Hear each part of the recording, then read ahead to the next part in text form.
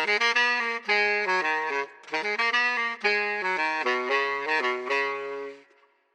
I'm Sam. And I'm Felicia. Welcome to the Bootleg Book Club.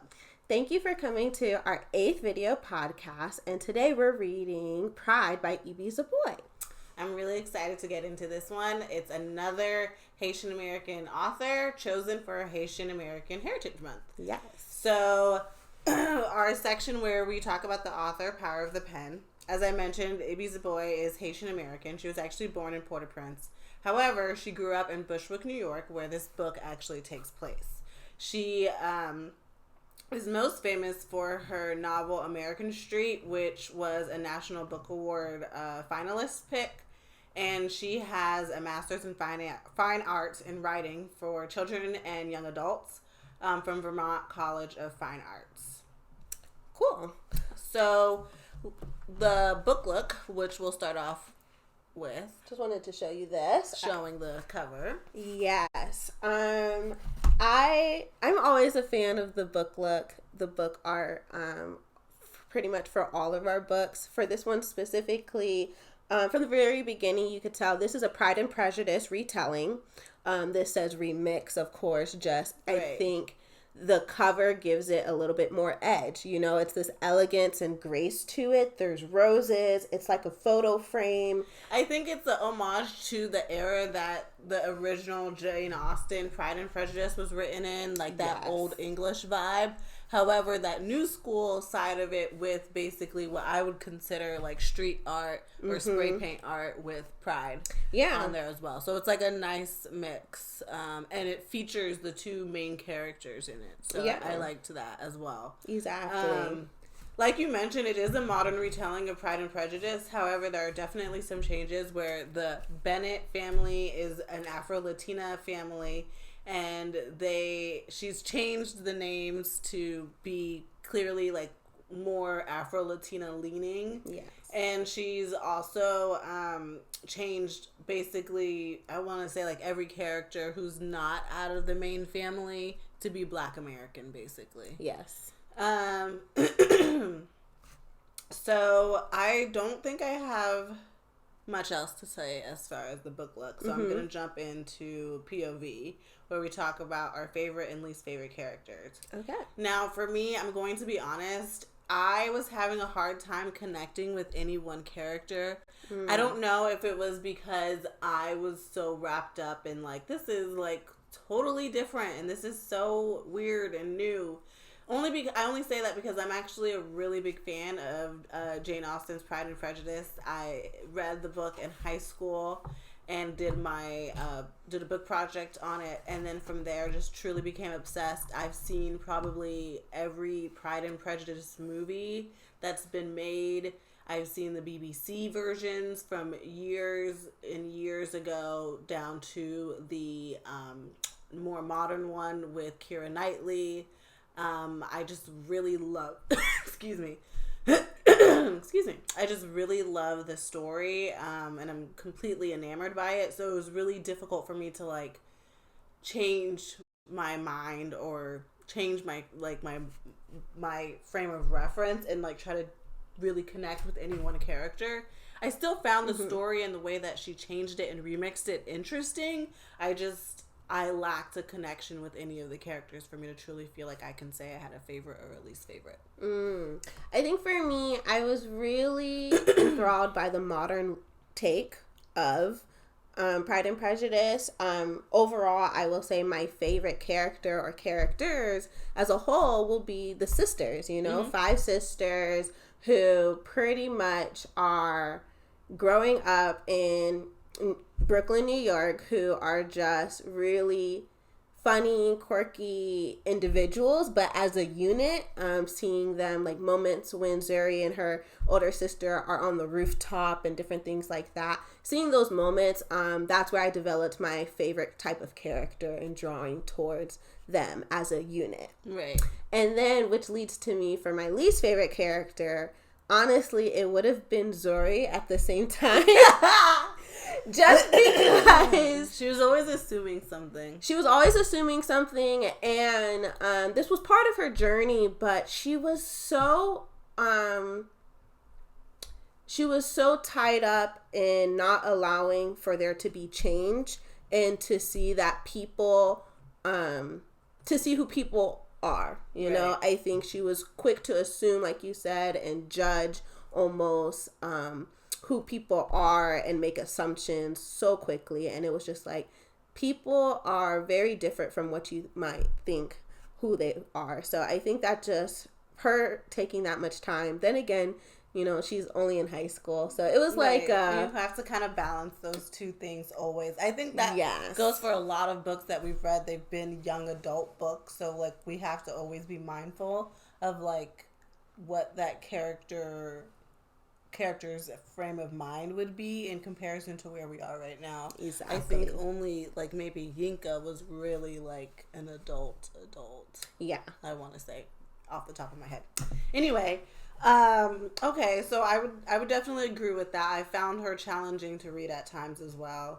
So let's go into Bookmark, where we talk about our favorite quotes and our favorite parts of the book. Okay. I want to say I really loved the homage to the first line of Pride and Prejudice by Jane Austen. The first line of the original Pride and Prejudice is, "It is a truth universally acknowledged that a single man in possession of a good fortune must be in want of a wife," which kind of sets up the tone and the scene for Pride and Prejudice, the original.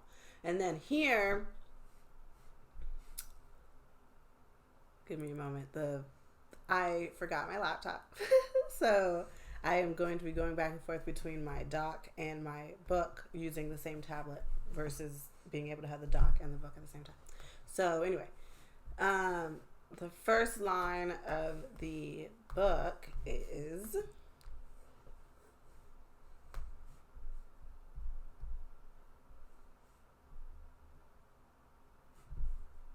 "It is a truth universally acknowledged," same beginning, "that when rich people move into the hood where it's a little bit broken and a little bit forgotten, the first thing they want to do is clean it up," which I think is also sets the tone of what's really going on in the setting and around what Zuri is experiencing. I want to say a thread that kind of goes through this book is just gentrification, right? Exactly. And trying to understand what's really happening to her area, the area that she grew up in and just has loved.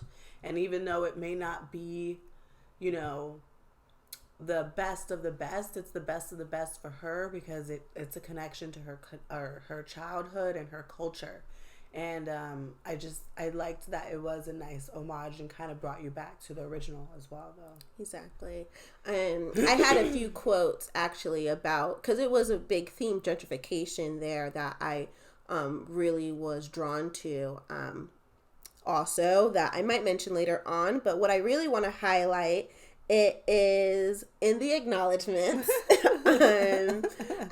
I totally believe acknowledgments are part of the book, but this was really meaningful to hear these words from the author.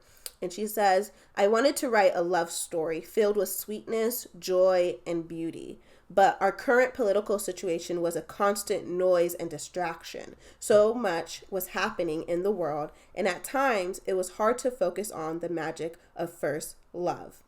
And then continuing down, she says, "I needed an anchor, a structure to hold on to, something that would guide this love story toward healing and reconciliation. If not for the characters themselves, then for me." And she's pretty much talking on why she started with the structure of Pride and Prejudice during this time. This book was written in 2018, so it was a lot going on. Even there's a lot going on today, but 2018, that's like police brutality, a lot of protests going on, and you still see this today.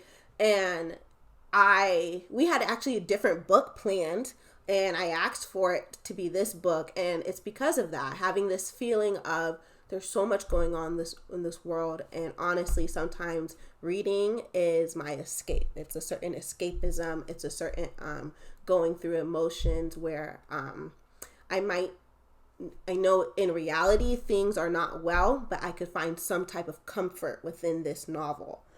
So going back by entering into a new world and being able to read about first love, I think is also pretty special. Exactly, to kind of fall into this romance, which is something that I always find joy in usually. So I really wanted to share that in the words that the author kind of put in her acknowledgments.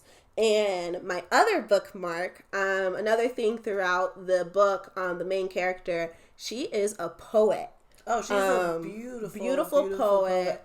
And I was actually going to say, it seems like in the same way that writing was a therapy for Ibby, it's like writing is a therapy for Zuri, who's the main character in this book. Exactly. So I just wanted to say my favorite poem of hers was Dear Mr. Oliver Otis Howard, which was a poem about her wanting to go to Howard. So I thought that was really good. That's a really long poem. Yeah, I'm not sharing the whole thing. I just wanted to highlight that. That was my favorite poem. I was going to say, oh, she picked a long quote today. No. It's usually me. Yeah. Okay. So that's pretty much all I wanted to say and highlight, like, those poems alone, just to give that, like, credit. Because it goes through along everything that the main character is feeling. You kind of get a poem along with her trying to navigate those emotions. Right. I will also say that another one that I really liked was, I want to say the same thing, that I don't care about my reputation, but I do, because I already have one. All my sisters do. We have to be careful about who we fall for, especially me and Janae. And Janae is Zuri's older sister, which kind of is interesting because the oldest sister in the Jane Austen book, I believe, is named Jane as well. But the main character in that book is Elizabeth versus Zuri. But I don't know if Zuri is like the African equivalent of Elizabeth. I don't know. Anyway, I liked this quote because it actually kind of reminded me of me and my sisters, actually, because I feel like in a way you want to like not care about your reputation and not care about what's going on. But I think growing up, even if we weren't necessarily that connected to like what was going on in our specific area, I think one thing that's never changed is like Haitian community and the Haitian church and Haitian events. There was always going to be talk, right? Yes. And I felt like people were always going, my mom is a hairstylist, and people were always going to go back to my mom about what, you know, happened or what was said.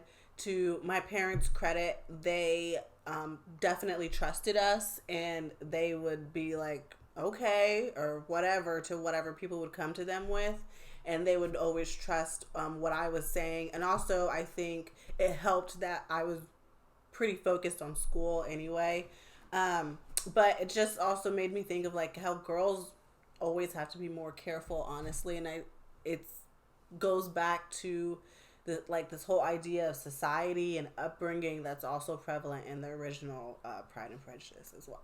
Yes. So, ready for the deep dive? Yeah, let's do it. Let's do the deep dive, where we basically are going to obviously go deeper into the book, and also just more of a warning to everyone that this is a spoiler alert section. If you are interested in reading the book and don't like spoiler alerts, you know, pause, come back later. Or if you don't care and you are interested in knowing more and want all the nitty gritty, then continue on listening.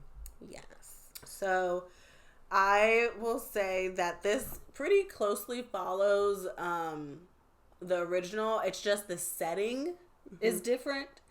So, for example, in the original, how Warren is a guy that they believe is good-natured and is actually helping them. And actually, it comes out that he's very deceitful and takes advantage of one of the younger sisters. The same situation happens here. The same way we have two men who are very affluent, who come into the community, like they're newcomers to the community, and everybody's taken notice and everybody wants to pair with them.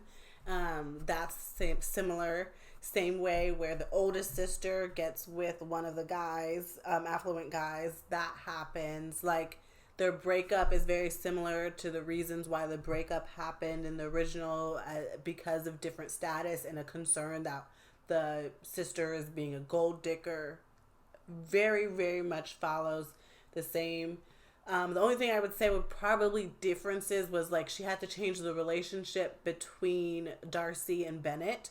So they, instead of like close friends, they're brothers in this book. Anything else you'd like to add? Because like those are the things that I'm thinking about that are it pretty much follows the story. Yeah, I would say what's truly there's even a Colin in this, which is Colin in the original is like a distant cousin who will take over the property that the sisters are in, because back in those days basically women could not inherit whatever the father had. The father had no sons. They had all 5 sisters in the original. And so their distant cousin Colin would be taking over their property when her father passed away, which is why it was so important that the sisters get married. And similar here, he's not necessarily a distant cousin, but he's a very close friend of the family, and he owns the building via his aunt, who owns the building, and it's very much well known that he will be inheriting that building from her. So, yeah.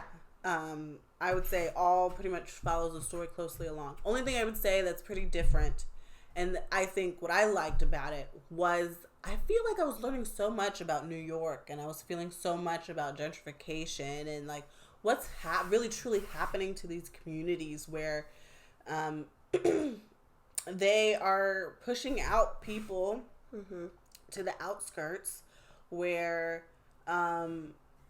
they can afford, because these areas that have been run down for years, they never wanted to put resources into them, but now they're creating luxury homes, luxury apartments, and they're becoming the it places to be, while simultaneously pricing out the people who've lived there for their entire lives, right? I think that's just truly it's truly like eye-opening in a sense, because it's like I feel like that's happening to the area that we live in now, and it's like, yeah, like this is a familiar story, and it's just like interesting to see the perspective of gentrification from people who are being, it's affecting them in a negative way. So I liked that aspect of it, and just like her descriptions of New York and like how it was beautiful to her, even if not beautiful to other people, I think was really inspiring too.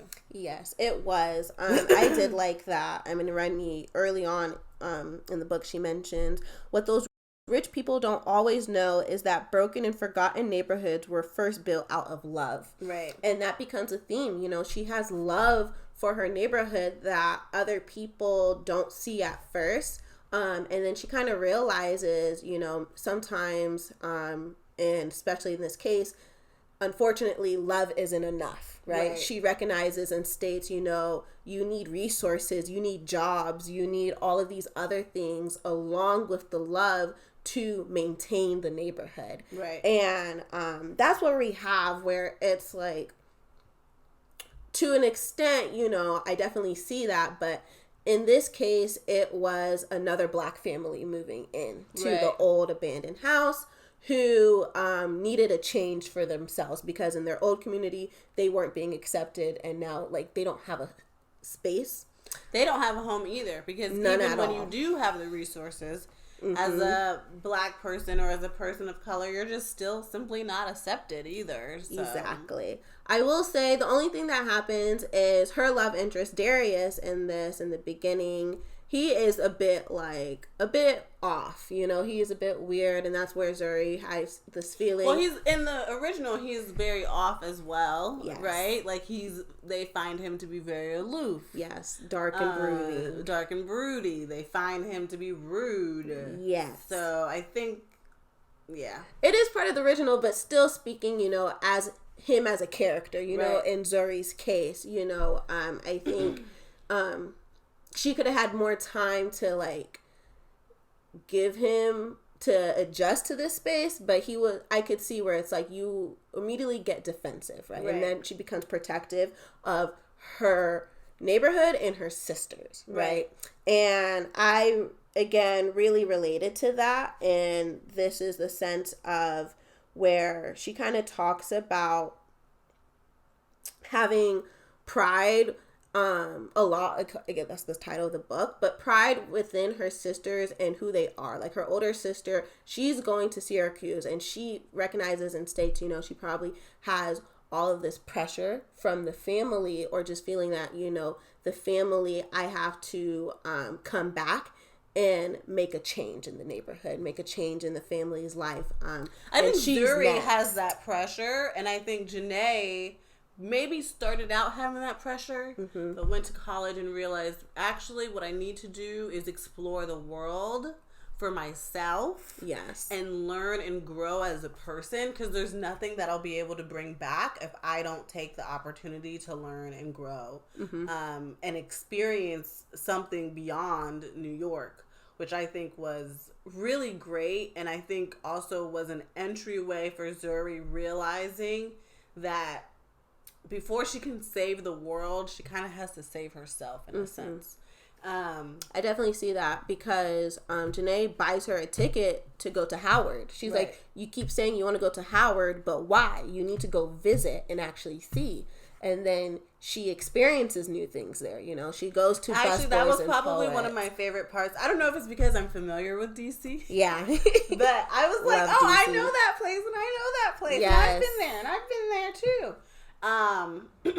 But I actually really did love that part of the book, but I also thought it was an eye-opening part of the book for Zuri, and it was also a chance for her to shine away from her sisters, because I think when she's with her sisters, she even says this herself, she's forced to be hard, she's forced to be the shell that's protecting everyone, versus this time she was able to be vulnerable, be soft, be in a place where she could truly connect with herself and what she wanted. I think she was still wrestling with that, you know, where there was a moment when they were in a class and she said, well, I'm going to ask my question anyway.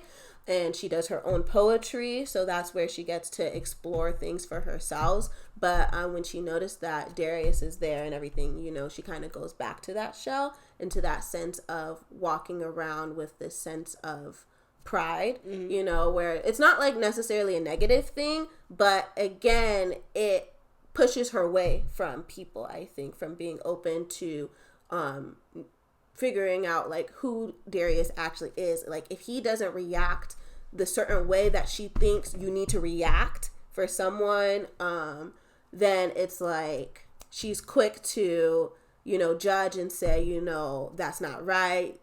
You only do it this way. Right. Yeah, I would say though, what helped her open up again maybe was that car ride that they took together back to New York. Do you think a little bit. You don't want to give Zuri any credit for opening up and talking. Because I don't think it happened until her sister was in a vulnerable position, where then she saw like, you know, actually, if you're here to care for my sisters, then okay, you're not too bad. Okay. I think that's where it happened. And again, maybe that's part of the lesson of her learning, you know, you need to also find things out for yourself, but it's just a deep connection to family. And I think that also comes with this, you know, Caribbean culture, right? Not only like she has a mom from Haiti in the book, her dad is from Dominican Republic. Which actually I meant to bring that up. I thought that was so interesting because I don't usually hear of those types of couples, I feel like. Do you? I don't necessarily hear about it, but I'm not surprised.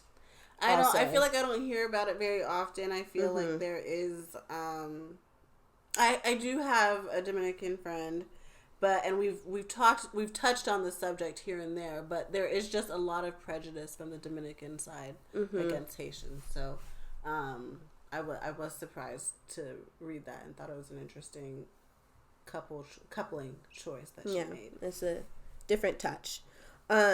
But I think the car ride really kind of, it started to let her see like, you know, there's more to Darius, but I think in the end, again, she closes off, you know, once he says something, that's not right. And basically it was defending her, in front of his grandma, which I think, I can see how it's expected, but also it's like, this is someone you were raised with, raised by, so it's gonna take a bit more time for you to stand up. And honestly, though, I feel like even though the grandmother was rude, I kind of also felt like, but y'all came to her house unannounced with this girl.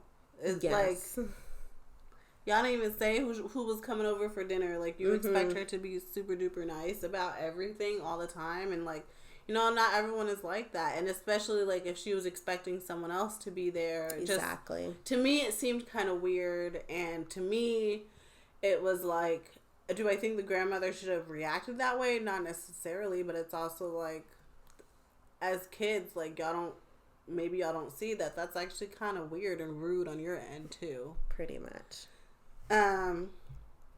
So we touched on the fact that Zuri is a wonderful poet, and I want to say something. I think I would read a book of Zuri's poetry. And as much as I said that I don't necessarily, I was having trouble connecting with the story because I love the original so much, I just felt like, because I know it's Ibby's writing, obviously, I was like, this is so beautiful that it makes me want to read American Street, because I'm like, her poetry throughout this novel is just beautiful. Yes. Just like, totally captivating, and I would genuinely read like a book of just straight up poetry from her. Yeah, I agree. I did like the poetry, and it definitely helped with moving along the story, right? Oh yeah, where for sure. It's not just beautiful words, you know, in poetry, but these have meaning. You know, this is like, it's really well connected to everything, and I agree. I'm interested in reading American Street, but honestly, again, I think it might be a bit on the heavy side for me right now. I agree. And where I want to be in that mindset. One line from one of her poems I did want to read was, we talked about how she just loves her neighborhood, even though it's not necessarily the best. And one of the lines she says is, we were not supposed to be proud. We were not supposed to love these things so hard. The chipping paint, the missing floorboards, the gas stove we have to light with matches, the cracks in the windows, the moldy bathroom tiles, the mice and the roaches. But I've never known anything else. These broken things were all spell home to me.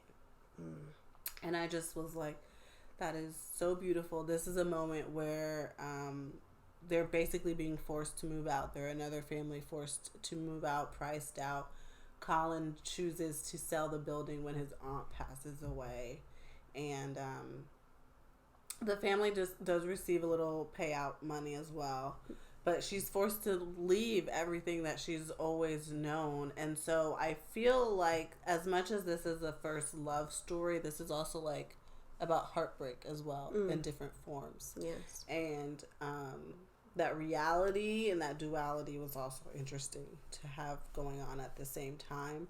I think it was nice that by this point, Darius is basically her boyfriend, and so he's there to support her emotionally, but it's just like, yeah, she's going through both of these types of emotions at the same time. Yeah, definitely that piece of heartbreak, but also you see that the love for community and neighborhood is deep here. Yeah. You know, it was never just about the boy for her, right? Where it does show a level of, you know, she has a lot of wisdom in her, I think, for Zuri's journey.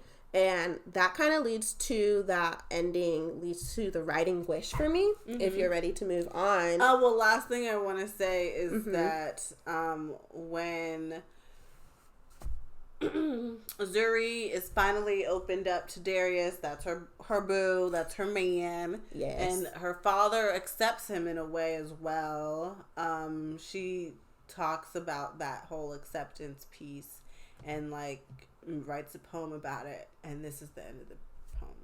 You want your daughter's boyfriends to have wisdom as layered as pages in a book, memories as slave ships at the shores of Hispaniola, and love as endless as bottles of Presidente beer, shared on the stoops all over Bushwick, late into the night, Papi, I met this boy.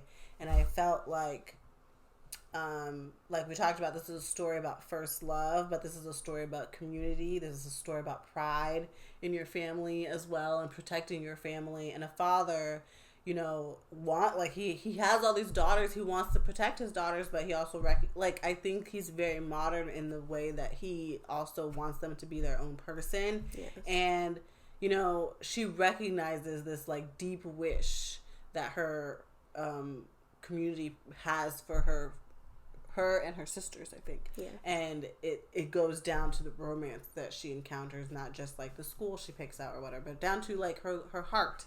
And I think that is important, that she calls out not like looks or money or anything like that, but wisdom, right? And love that this boy has for her. Yes. So I thought that was beautiful as well. Yeah. That was a nice one. I would say for me then, parting for the writing wish, it would to have an epilogue. I've been liking the little epilogues and ending snippets, specifically where it comes to seeing where she's older, where she got into Howard, or she has the ability to come back to the community, because it is heartbreaking. She leaves the community, their family leaves the community, and it's something that though that she's always gonna go back to Bushwick. I think that was something in my mind, and having that, if there was like a second book or just anything else of that, her going back there and saying these are the parts of our community, would have been really cool. Because there's a part where she's talking about, I'm taking the train and the same stops are the same, but the people are different. So I think she would want to go back to find those people that made her community the same, that she could go ahead and give love to again. Right. I agree with that, actually. I would have liked an epilogue as well. I've been liking those too. My writing wish would be, how authors, I already said this, but how I want a poetry book. But my point was going to be that, how authors will come out with like little extensions. So like, for example, Twilight, she came out with the life of Bree Tanner, because Bree Tanner was a character that people had kind of fallen in love with, but she had like a really short life. She dies early in the book, but people had kind of fallen in love with her character, so she wrote like a short story about her. And I think there's been other instances of that, like maybe an author will write an article, like kind of extending like their book a little bit. So, and this, I would have liked that in the same manner. Like I kind of want like a poetry book from Zuri. I think that would be really cool. Right. Anything else to add?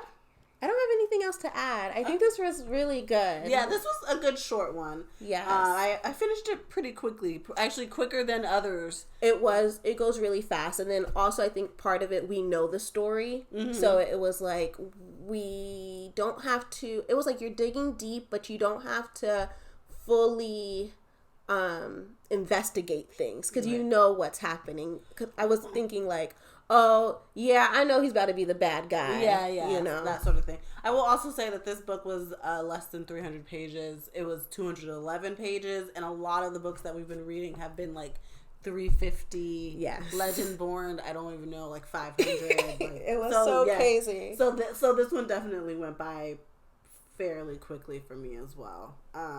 But yeah, so it was a great read. I would definitely suggest it. I would try to not be like me and be too much in your head about the original, but it's still like a beautiful story, and still a story I would recommend to people for sure.